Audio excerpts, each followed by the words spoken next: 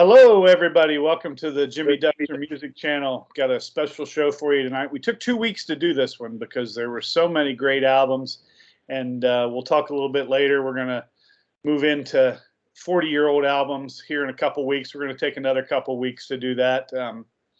But got the incorrigible Luddite with me as always here. So say hi from Seattle. Hello, everyone. Make sure you like and subscribe to our channel. Thanks for tuning in, everyone. 1972. Just, I guess I didn't realize going into this and studying these that just the breadth and the depth of albums that came out in this year, and just this has quite frankly become maybe my favorite year for music was 1972. Talk about some things that happened in 1972. The start of the Watergate scandal, the 11 Israeli athletes killed during the Olympics, assassinated during the Olympics in the terrorist attack. Dallas Cowboys beat the Miami Dolphins in the Super Bowl. World Series was the A's over the Reds. NBA was the Lakers over the Knicks. And my favorite, the NHL. Although I'm not a Bruins fan or a Rangers fan, but the Bruins beat the Rangers that year. You had to get the hockey in there. Top selling singles for 1972. Now, the band I play with, we do a lot of, well, let me say, I do a lot of yacht rock type tunes. So a lot of the songs on this list for the top selling singles, this is sort of the beginning of yacht rock. I do a lot of 70s type stuff, that mellow acoustic type stuff. American Pie, the #1 selling single. Harry Nilsson, Without You. Hot Butter with Popcorn, the #3. Beautiful Sunday, #4, and Heart of Gold by Neil Young. More on that later. That will come up later. So we'll start with our #5 album of 1972 here. And I picked these, and I was hoping we would come up with different albums, and we have.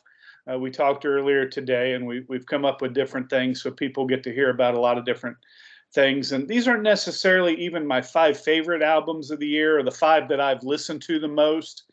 If I had to pick the one I've listened to the most, you'll hear about it in my honorable mentions.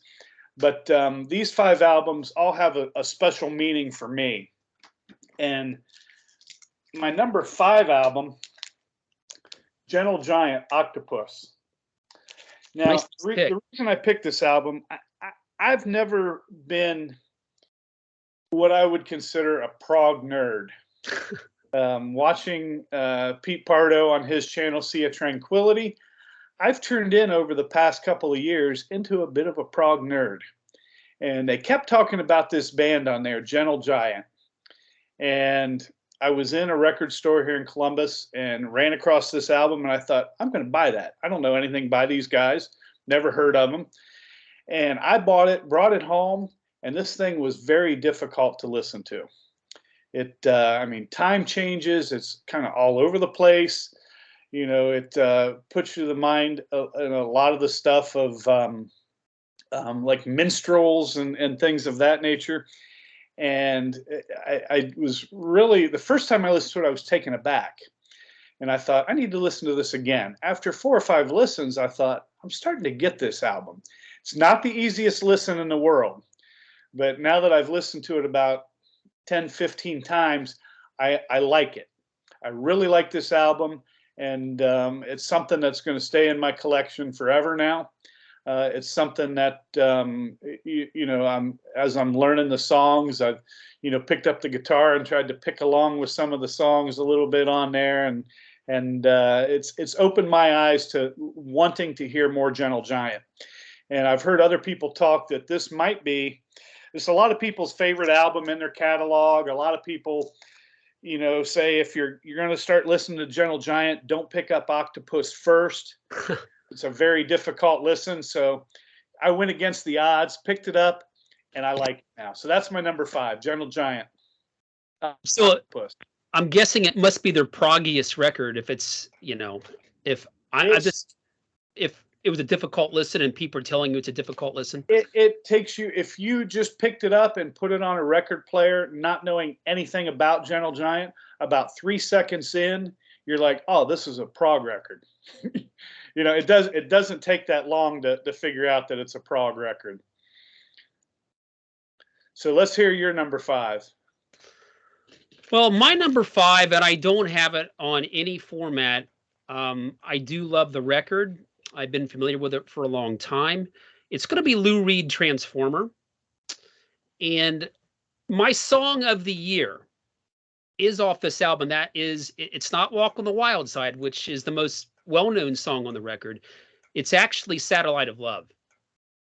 That's probably one of my favorite songs of all time. There's just something about that song that it's the arrangement. And it's interesting to note, and a lot of people do know this, but that was a Mick Ronson, David Bowie produced album, Transformer. And you can definitely tell how some of the rougher edges of the Velvet Underground were swept away. And Ronson plays guitar on that, doesn't he? Mick Ronson plays lead guitar on the album. Yeah. And Lou plays rhythm guitar.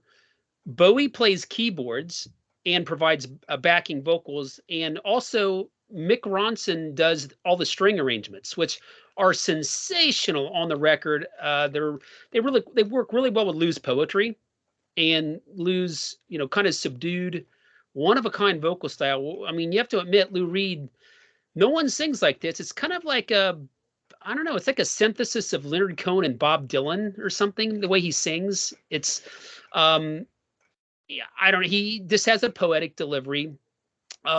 Maybe he doesn't have the voice of someone like a Jim Morrison, who is more known as a great vocalist, but Lou does have an interesting delivery, and he certainly is a great poet. Everyone knows that the guy's a great poet. But the songs are just great all over the record. I mean, Satellite of Love is my favorite song of the year. One of my favorite songs of all time. Walk on the Wild Side is great. That's kind of taking some of the themes from some of those first 2 Velvet Underground records, some of the controversial themes, and taking them right into the mainstream, courtesy David Bowie and Mick Ronson production.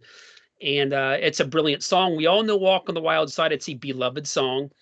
Of course, there's also Perfect Day. Another great song, very kind of a sensual song. I think there might even be a bit of sarcasm to it, though. I sense sarcasm in this song for whatever reason. But these songs are great songs. The 3 best-known songs on the album, Satellite of Love, Walk on the Wild Side, and A Perfect Day.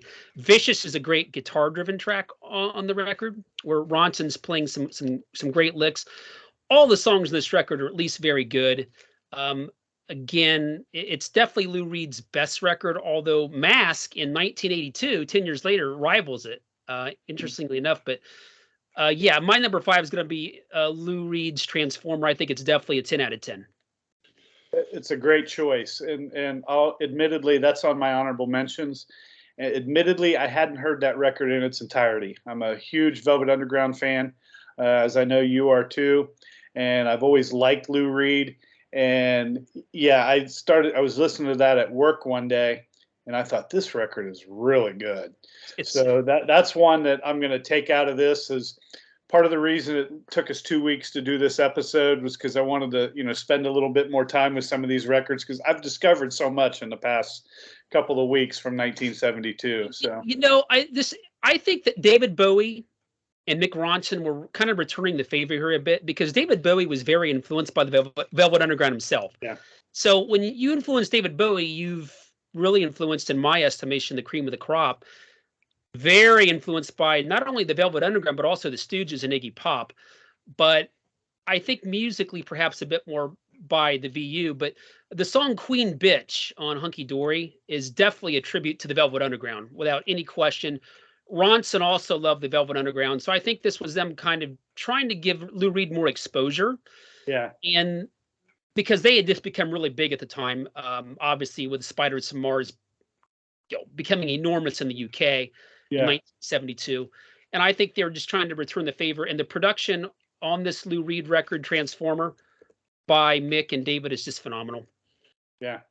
And I got a feeling Mick Ronson's going to appear again on your list. I think he might. So, fantastically underrated guitar player. One of the most underrated guitar players of all time. Probably one of my 10 favorite guitar players of all time. I would agree. Yeah, I think he. I prefer him to Jimmy Page by miles. Yeah, great tone. Okay, my number 4. Didn't discuss. I knew who Miles Davis was my whole life, but was never a jazz guy. Started listening to some Frank Zappa back in high school. Listened to a lot of Frank Zappa in high school. Actually, I remember being the only kid at Whitehall Yearling that knew who Frank Zappa was and listened to all his stuff. You were way ahead of the rest of us, that's for sure. People thought I was a weirdo because I listened to Frank Zappa, but always been one of my favorites. But my jazz leanings really started when I picked up guitar at 19, 20 years old, around in there. I started playing guitar. I really got interested in jazz and knew who Miles Davis was. I thought, I got to get some Miles Davis. The first record I bought was this one, my number 4, On the Corner by Miles Davis. John McLaughlin on guitar. Great guitar player. Another fantastic guitar player. You'll hear a lot about some great guitar players tonight, I'm sure. But this album, if you talk to people who know Miles Davis's catalog forward and backward, it's not going to be their favorite album. A lot of people will rate it fairly lowly. It wasn't the Miles Davis of Jack Johnson. It wasn't the Miles Davis of Bitches Brew. It wasn't the Miles Davis of Kinda Blue. The quartets and the quintets. It's not Miles Davis. There's not a lot of trumpet on this record. Miles Davis plays keyboards mostly, along with Herbie Hancock. Chick Corea plays some keyboards on here. What a cast. Some of the greatest jazz musicians there are. Just an incredible album. A lot more funk oriented. Miles was trying to appeal to the kids of the times, and had some Sly Stone type rhythms, James Brown type rhythms on this album. Just a fantastic listen. Not my favorite of the Miles Davis albums, but if you just want to dance a little bit and you're by yourself and no one's watching and you just want to listen to some good jazzy funk, tough to beat this one. That's my number 4, On the Corner, Miles Davis. Okay, my number 4 is a record I'd never heard in its entirety. And this is one of the best first listens I've had probably in 4 or 5 years. I knew a couple songs on the record going in, but I hadn't heard all of it.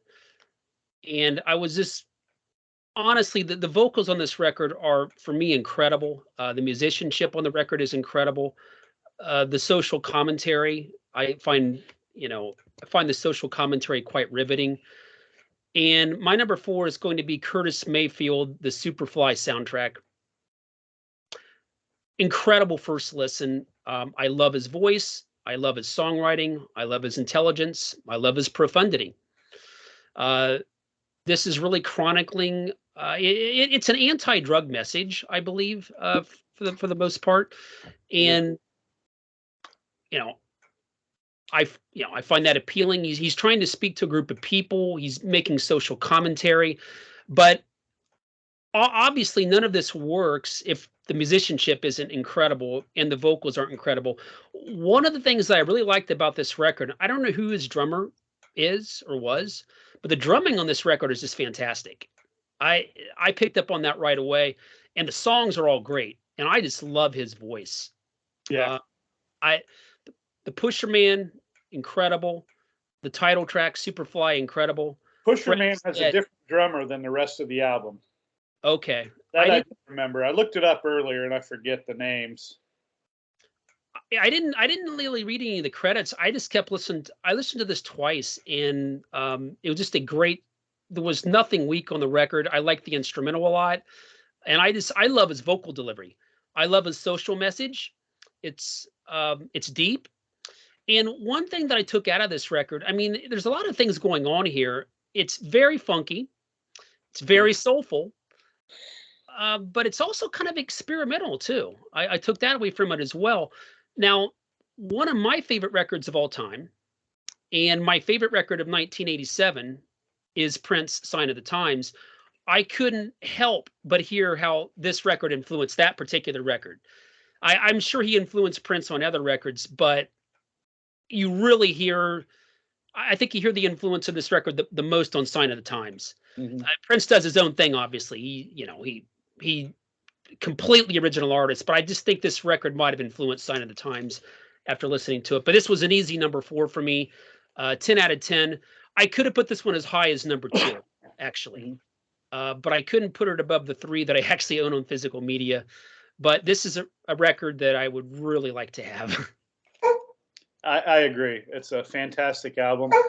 Phil Upchurch is plays a lot of guitar on that album. Who's another fantastic jazz guitar player. The drummer's name is Morris Jennings. Okay. Plays on all tracks except for Pusher Man. Tyrone McCollin plays drums on Pusher Man. Pusher Man is such an intense song. Wow, Yeah. it's better than I remember it. Yeah. And Freddie's Dead is just these songs are Freddie's great. Dead's incredible. Yeah. I think Fishbone might even cover that song. Yeah, I think you're right. I think Fishbone covers that. And you hit the nail on the head. Curtis's voice when he hits that falsetto and his voice, just incredible. And his older stuff with the impressions. Curtis Mayfield has just been an influence on so many performers, you know, from Hendrix to Prince to you name it. And Curtis Mayfield has had an influence on him. Jeff Beck, you know, even drew a large influence from I can see why. The musicianship on this record was stunning. Yep. Great album. And great vocals. Another one that you picked that's in my honorable mentions. So, all right, my number 3 album. When my son was born, I was not a big fan of this artist. Well, I mean, I knew the songs you heard on the radio, but never really studied him a whole lot. And my son was born in 2000, July of 2000.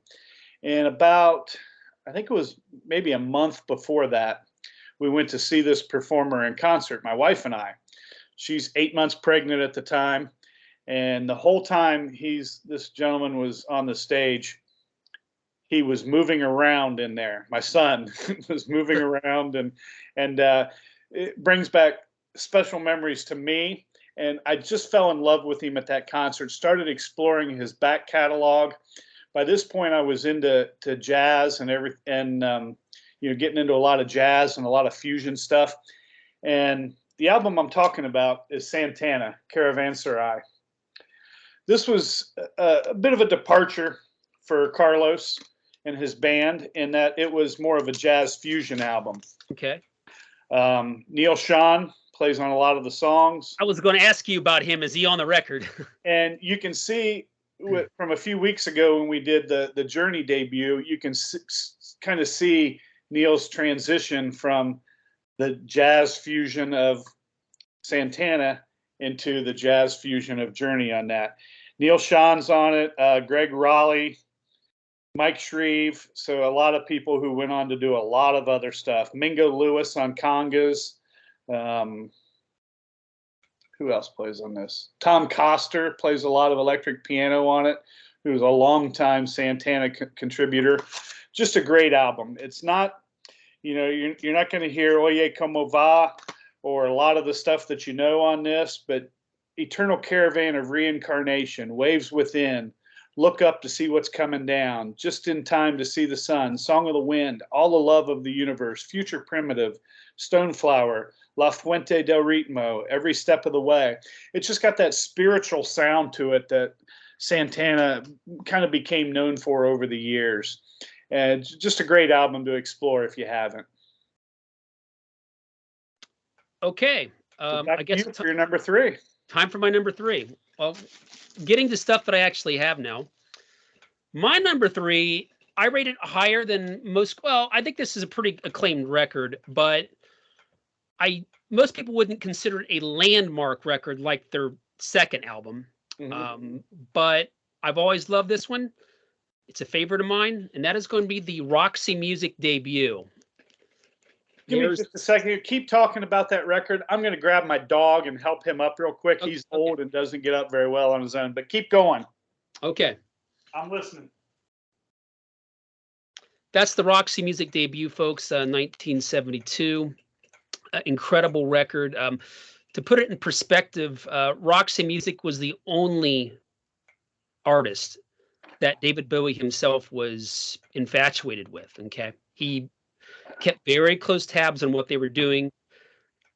I wouldn't say it was necessarily competitive, but he definitely influenced their sound. You hear that more on later records when Brian Eno actually plays on some of those later David Bowie records on the Berlin trilogy. But even starting as early as Station to Station, you start to hear how Roxy Music actually did influence Bowie's sound to some degree. But this is just an incredible record. Obviously, it's a classic album cover. All the Roxy Music album covers are great. I think they have the greatest album covers of all time. This one, remake remodel opens it up. Ladytron, fantastic track, very spacey, electronic, avant-garde. The band Ladytron, kind of an electronic, kind of shoegaze hybrid band, who's out there now, or at least they were in the around 2000, from 2005 onward. They took their name from Ladytron. The song Ladytron, the name of the band. You've also got If There Is Something, which David Bowie famously covered in the Tin Machine. This is a great song because it's got very much of a kind of an Americana vibe with kind of the spacey stuff kind of mixed in. Really kind of a hodgepodge of sounds thrown together.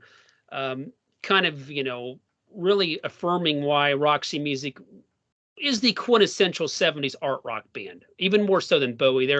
I think if you look up the word or the term art rock, I think Roxy Music would be the band that best categorizes the definition of what it is. Virginia Plain, I had that on my American copy, but that was a standalone single in the UK upon release, but in the US it was released on the albums in the US. 2HB, their little dedication to Humphrey Bogart, fantastic. The Bob medley on side 2, great. Chance Meeting, great. Would You Believe? Sea Breezes, beautiful song. All 7 minutes of it. And Bitter's End. Brian Ferry has a very unique vocal style. I wouldn't say he's necessarily developed his total chops at this point. Become a very different vocalist later on, but it's got this quick vibrato around this time that's very interesting vocalist around this time. Phil Manzanera, very underrated guitar player. Brian Eno, just a massively influential figure on modern rock music. This is their debut. I think it's a 10 out of 10. Definitely one of my 10 favorite debuts of all time and my third favorite record of 1972. Great. Admittedly, I've never heard that album in its entirety. I'm sure I've heard bits and pieces of it. You're certainly the art rock guy out of the two of us. You won't hear any of this on the radio. I'll tell you that. Yeah. Not this one. You're like I said, you're certainly the art rock guy. I know Phil Manzanera and have seen some clips of him playing.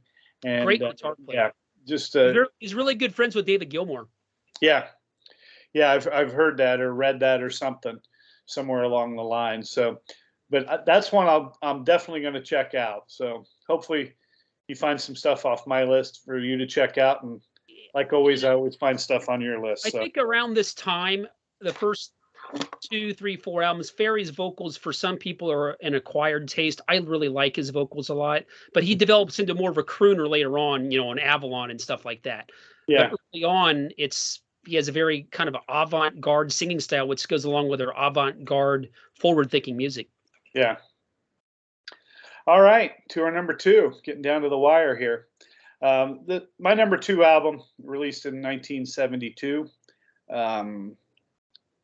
something I didn't listen to a lot in my younger days. As I got into my 20s, began playing guitar, just this album became just a complete influence on my acoustic guitar playing. My number 2 and number 1 albums from this year are both, as far as me as a guitar player at 54 years old, the players on these 2 albums, my number 2 and number 1, have influenced me probably more than anybody else. Got a lot of other influences in there, but number 2 album, the number 1 selling album of 1972, incidentally, Mr. Neil Young and Harvest. Great record. It's one of my honorable mentions. I'll give you a sneak preview. But my money, one of the best songwriters. You know, I'm a huge Dylan fan. I love Neil Young as well. Just an incredible songwriter. The way he would, write songs, a love song to a political song, and change styles so many times throughout his career. The fuzzed out electric guitars of Crazy Horse to the simple acoustic, gentle acoustic ramblings of Needle and the Damage Done. That's a brilliant song, by the way. It is a brilliant song. And this whole album, Out on the Weekend, Harvest, A Man Needs a Maid, Heart of Gold. It's in my set list to this day. Are You Ready for the Country? Old Man, another one that in my set list to this day. There's a World, Alabama, which incidentally led to Leonard Skinner feud. Right. I knew that. The Needle and the Damage Done. Words. Fantastic album. If you don't know this album, folks, you got to listen to it. There's something on this album for everybody, in my opinion. Neil Young at his best. The Harvest Moon album that was released in the 90s, while a great album, doesn't quite touch this. This is in my top 5 albums of all time, as is my number 1. So my number 2, Harvest by Neil Young. Incidentally, well, I respect Leonard Skinner. Okay, not a fan of their style of music at all. Although I like the Allman Brothers quite a bit, but I don't really care for Leonard Skinner. I've never seen the association between those two bands. Allman Brothers are more of a loose jam band with jazz kind of infused in the music and stuff. Whereas Leonard Skinner to me is more like the southern rock version of Led Zeppelin almost. They have that kind of a feel. I don't know, but I know about the feud, and that's a really good story. I remember reading about that somewhere. But I guess I would be on Neil Young's side in this one because I'm much more of a Neil Young fan than a Leonard Skinner fan. So. Yeah.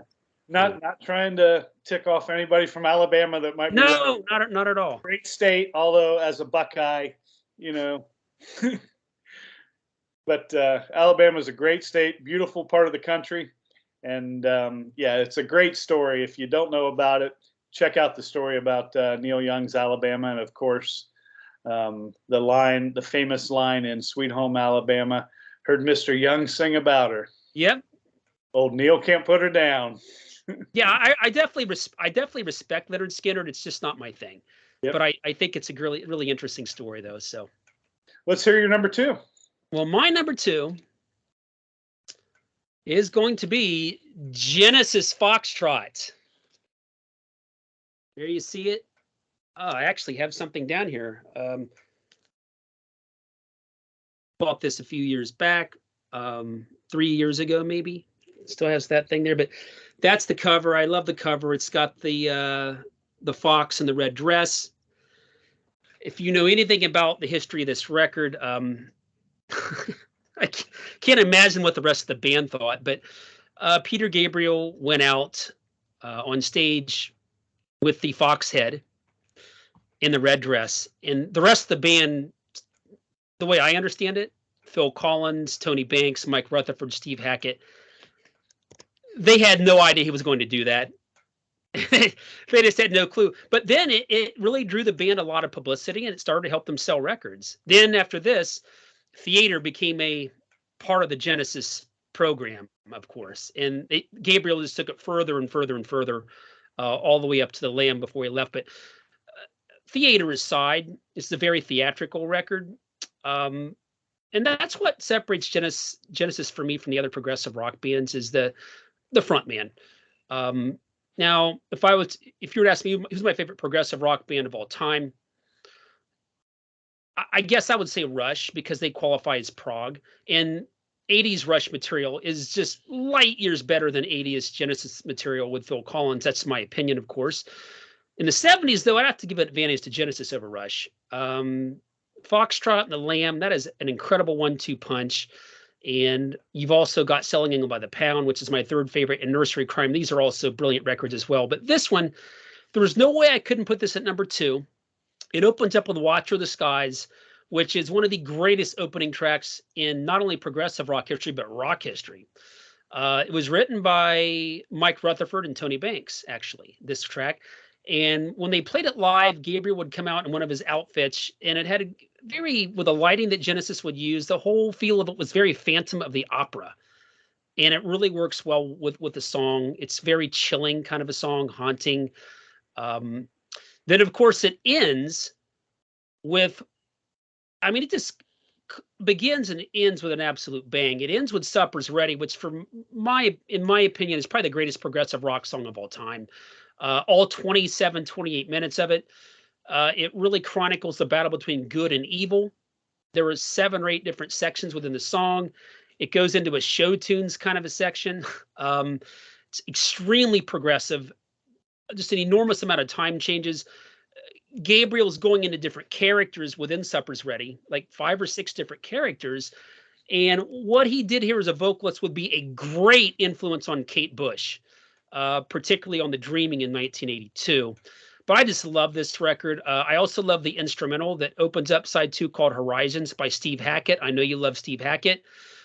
Great guitar playing all over this record by Hackett. Great drumming by Phil Collins.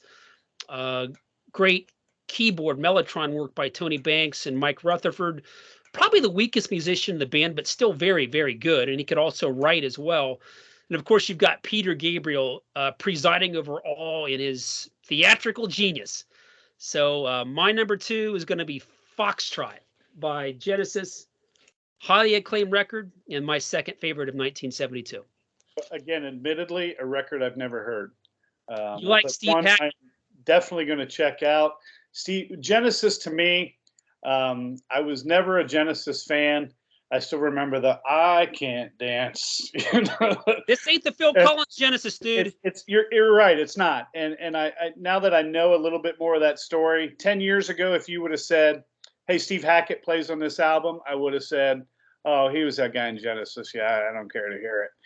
But now that I've started to listen to a lot of Steve Hackett's solo work, which is incredible, and a lot of his work with Genesis, started to explore some of the back catalog a little bit.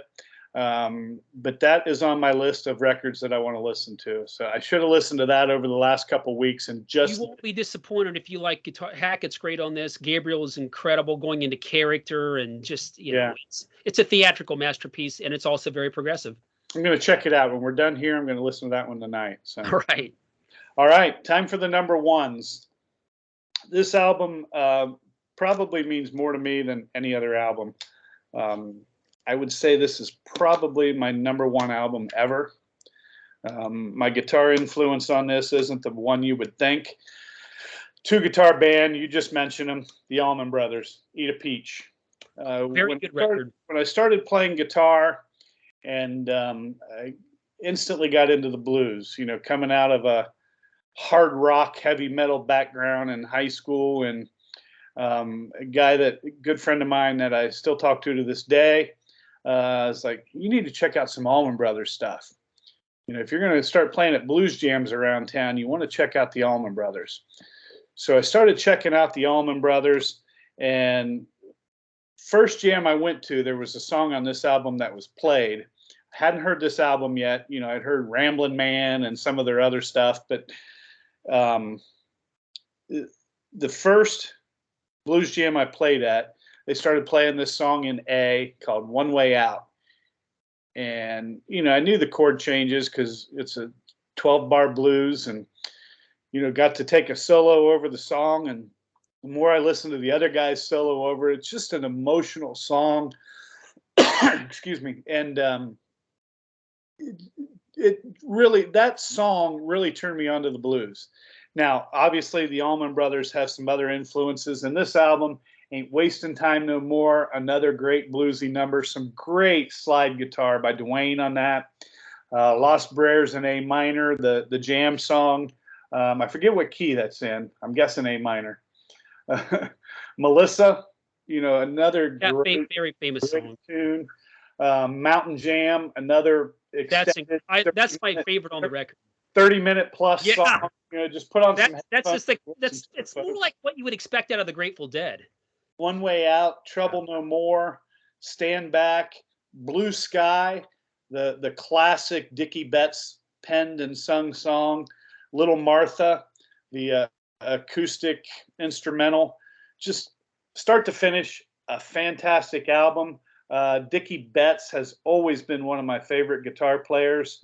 Great guitar player. Love Dwayne Allman too. This was the last album he appeared on. I don't remember. Do you know if he died before this album came out? I think he did. I was going to ask you that very question, Jim, and I don't know, but I think this was released after he passed away. I think he was too. I feel like Live at Fillmore East was released. That was released, I believe, when he was alive, and that's my. Yeah. I'm not a huge Allman Brothers fan, but I do like them a lot. Yeah. And they're really interesting, and they're great players. I mean, they're just incredible musicians. But Live at Fillmore East is actually my favorite, because I like the kind of the live feel when, you know, Dickie Betts and Dwayne Allman are kind of doing their thing together. And I want to say Dickie Betts might have played in a prog rock band at one point before he was in the Allman Brothers. I don't know if that's true or not. He was in a band. I forget the name of it. I don't. Post Allman Brothers, or during the Allman Brothers, actually, he played in a band that had some prog leanings. I can't remember the name of the band now off the top of my head. I feel like I read somewhere, maybe I'm wrong. Yeah. I'm definitely known to be wrong, believe me. But I feel like he was in like a progressive rock band that predated the Allman Brothers. But I think Eat a Peach is a great record. It didn't make my honorable mention, but there were just too many to pick from. But I love Mountain Jam, and Mountain Jam is great. So whenever I hear the Allman Brothers on the radio, I turn it up. Yeah.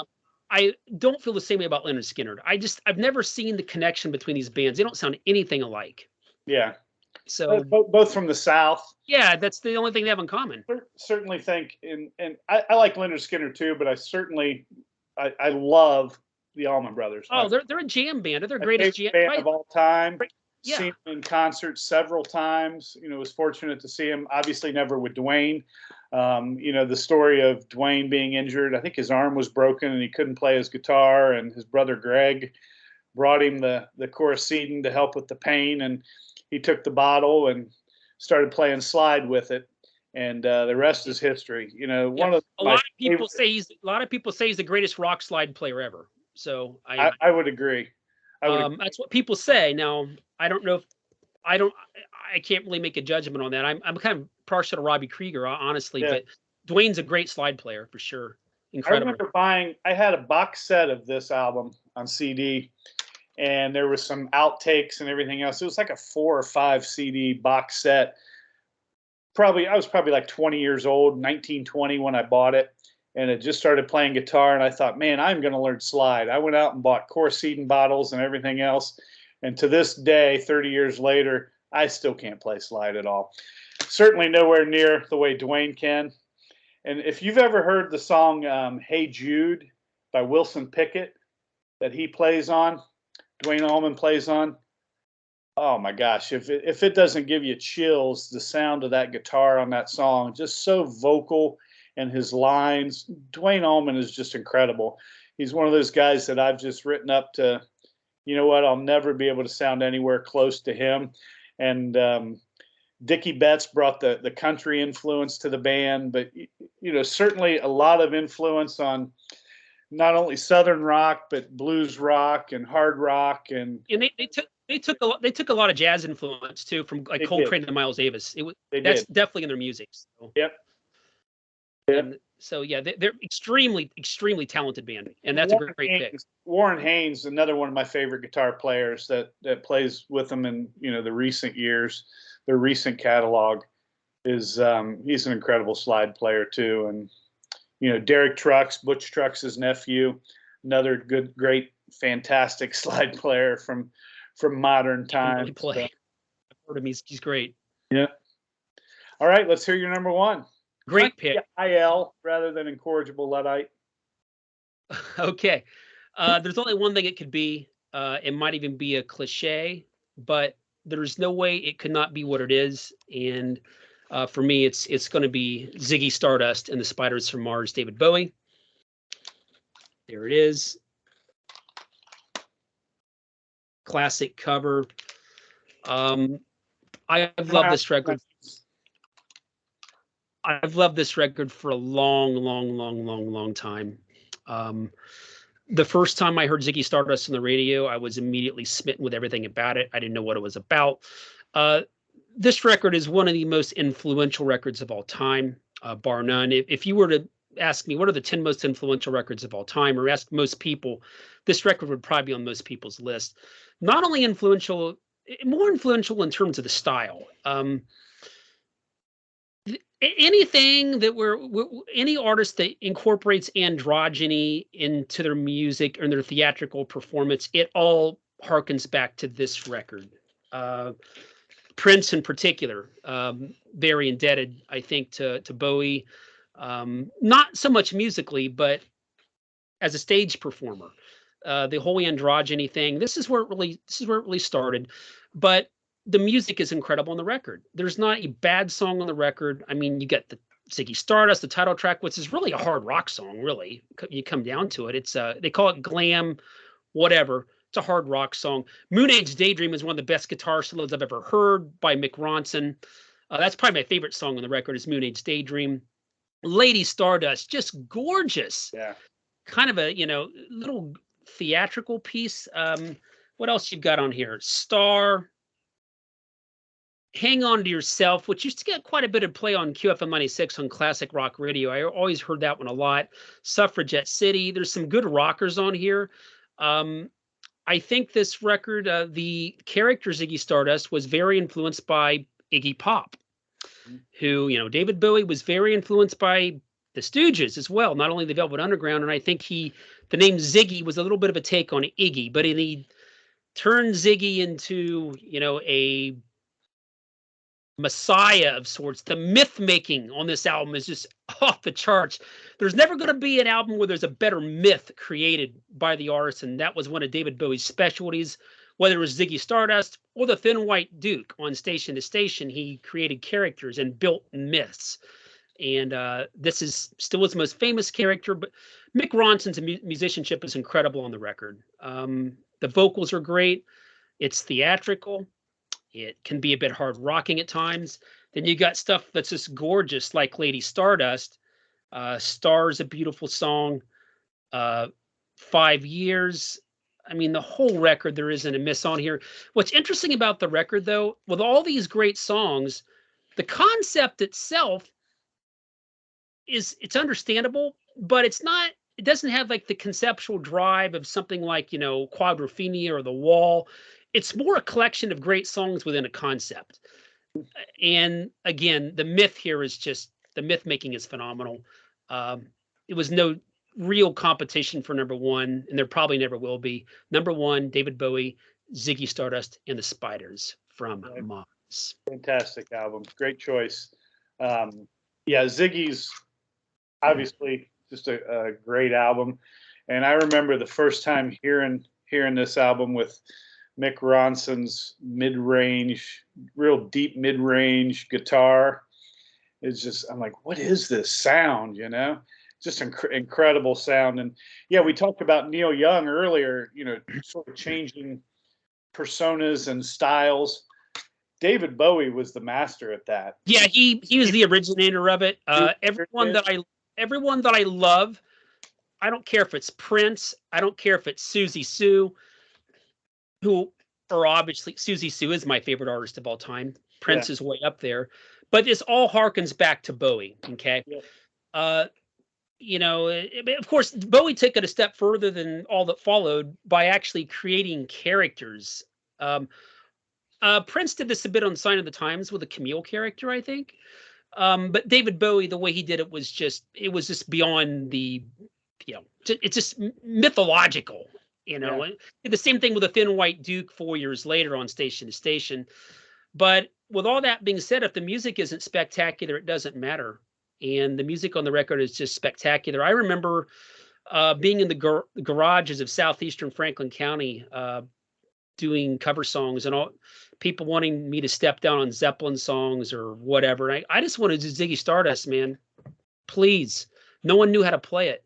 It's one of my favorite classic rock songs of all time. If you're ever in Columbus, I'll play it. All right, man. It's a favorite. All right, do have some honorable mentions. We'll go through these briefly. Some of them that I have, we've already talked about. Ziggy Stardust, the concept album that poked fun of all concept albums. One that I just recently been listening to was a non-concept album, concept album, Thick as a Brick. Oh, okay. They wrote it as almost a joke because they kept talking about how their albums were concept albums, and they're like, well, we'll just come up with this crazy story and go from there. So read into that if you haven't, but a great album. School's Out. I'm a huge Alice Cooper fan, and not my favorite Alice Cooper album, but again, a great album. Still looking for an original pressing with the lift up desk lid on LP with the panties in it. Still looking for one of those.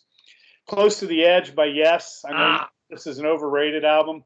I was unfamiliar with this album until the past couple of weeks and fell in love with it. Okay. Another great album that I wasn't familiar with until the last couple of weeks, The Blue Oyster Cult. It's going to be in my honorable mention too. It's a great record. Yeah, fantastic record. Maybe not the best or the favorite by most people from 1972 by Uriah Heep. But Magician's Birthday, I really enjoyed this album a lot. Some others I had on here. I'm sorry, go ahead. I think that's a really interesting cover. The Uriah Heep cover, I've always liked that. Yeah. Is that Roger Dean? Did he do that cover? It looks like a Yes album cover to me, but yeah, I think he did. I'm gonna have to look into that. I believe that is a Roger Dean cover. I think he did a lot of the Uriah Heep stuff. Another album that I listened to just last night for the first time that I found to be very intriguing and hope to get into more is Wishbone Ash, Argus. Kind of pioneered the twin guitar attack. Yeah, huge influence on Iron Maiden. Featured in a lot of the new wave of British heavy metal bands. So Thick as a Brick I talked about. Will the Circle Be Unbroken? The Nitty Gritty Dirt Band and the Carter Family and everybody else. Just a fantastic gospel country album, bluegrass, a little bit of everything. What else do I have on here? Deep Purple, Machine Head, of course. Great record. Great Transformer, Superfly, Honky Chateau, Elton John, Something Anything, the Todd Rundgren album. They Only Come Out at Night, Edgar Winter. Okay. Another band that reminds me a lot of the Allman Brothers had a big album that year. Although not my favorite of theirs, but Sailing Shoes by Little Feat. Black Sabbath Volume 4. I know that's a lot of people's favorite Black Sabbath album. Was unfamiliar with that in its entirety until recently. It does have changes on there, which I could do without. Yeah, I don't care for that one at all. Probably my most listened to album from 1972 is Can't Buy a Thrill, Steely Dan's debut. Okay. That year. Son of Schmilson, Harry Nilsson's album.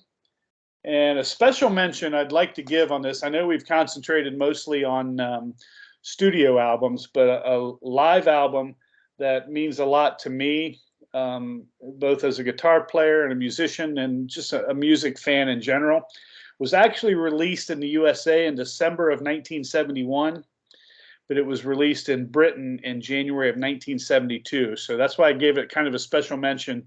But George Harrison's The Concert for Bangladesh. Oh, okay.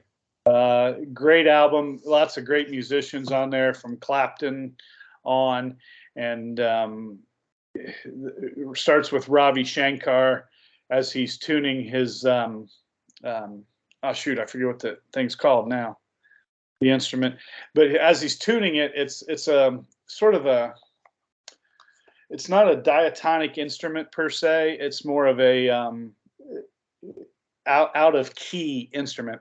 And as he's tuning it, people are cheering for him.